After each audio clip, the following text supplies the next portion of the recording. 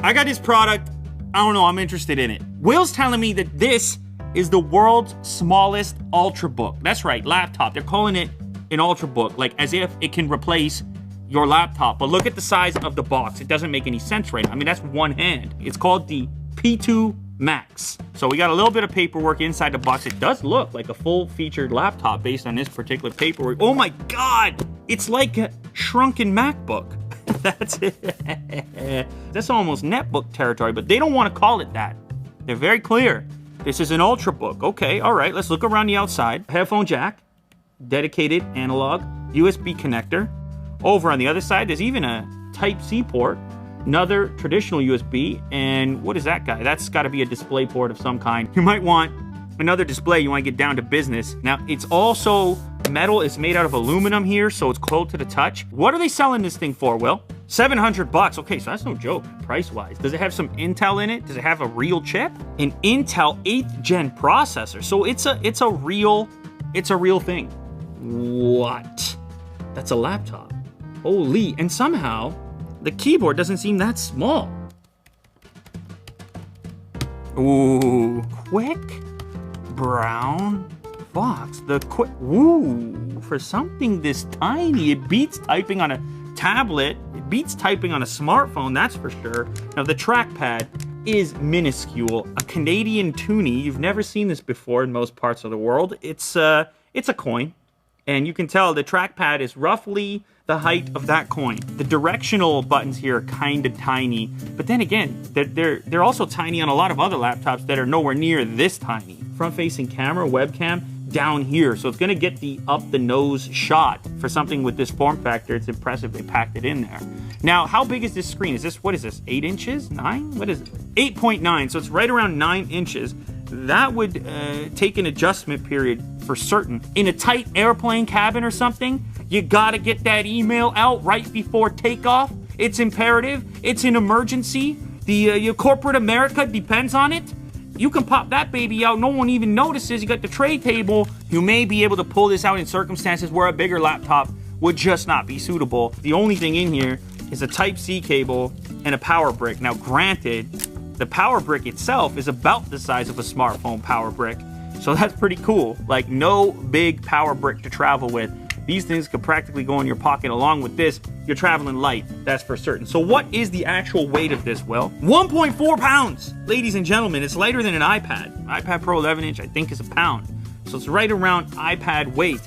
But when it's folded up, it's actually more compact. There we go, GPD. You gotta appreciate companies like this. They're just like, you know, we're gonna do something different. Now, something else I noticed, the way the hinge operates, like you can see there's like, it goes further than you might expect on a laptop. Look, Jack, are you seeing this? You open it all the way, and it becomes a teeter-totter. Do you know what a teeter-totter is? No, you don't. You don't even remember, okay? You and your brother were on the teeter-totter once upon a time. Look at that nice little, that's a cute little display. You can't say cute, Jack, about many products these days. This is cute, wouldn't you agree? Give me a little nod there, Jack. There you go. That's a cutie patootie, as they call it, as he says it. Jack says that every day he comes in. You can't just, it can't be strictly novelty. You can't be like, oh, it's cool, they made the world's smallest. Like, I'm glad somebody did it. Same time, I'm sitting here thinking, like, imagine being trapped on this every day. Imagine this was your everyday life. Honey, I Shrunk the Kids. Jack. It's a tablet with a keyboard, Jack says. I don't know why you'd listen to him, but that's what he says. Now, I will say, I'm hearing the fan kick up a little bit. A little... You can hear it for yourself. One of the drawbacks, of course, about a tiny little form factor, you're gonna have some heat, especially you're talking about Intel 8th generation. This little button up here on the top, I'll show Jack, right there, is a fingerprint scanner. Actually a pretty nice one, so I registered the fingerprint. Let's go ahead and test it out. Look at that, it's fast. This is also a touchscreen. Ooh, maybe you don't even touch the trackpad. I will say though, you get into that weird situation of the thing kind of doing that. When if you touch near the top of the display. What is the resolution of this display? Is it 1080, Will? What? 2560 display? Holy, that is an enormous number of pixels for an 8.9 inch display. But it looks like the watermark on the actual concept images from Let's Go Digital. These, you know, I mean, on a recent patent filing from IBM, who as you know, basically out of the hardware business, sold the laptop ThinkPad department to Lenovo. This seems to be fairly common at this point, especially in super thin laptops where the speakers fire actually at the desk rather than at you, and then they kind of reflect off of that flat surface. So they're on the bottom side here, these two little grills. I think you're gonna wanna plug headphones in my opinion. Okay, so Will is telling me that the display is 300 nits, so 2560 plus 300 nits, which is decent. You pick 8 or 16 gigs of RAM when you order it up. It's got a 256 gigabyte SSD. All right, so it's got an Intel M series processor in it, so it's not the fastest that you can find in laptops. But again, that's not really why you're picking up something like this in the first place. Anyone who gravitates towards this level of portability is probably looking for an email machine, something that they can watch video on, interact with multimedia here and there. They're not using this for content creation and so forth. I like the idea of options. I don't think it's a daily thing for me. $700 for kind of a supplementary computer, maybe an extra computer that you have, that's a few bucks. The fit and finish, the materials, it's actually more solid than I expected. It's a cool thing. It exists in the world. If you're Inspector Gadget, you probably want it.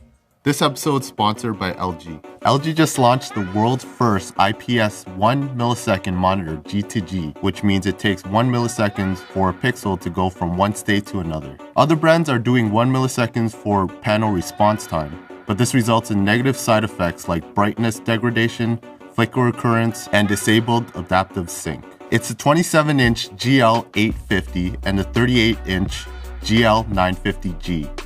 And now you can add speed, picture quality into your gameplay.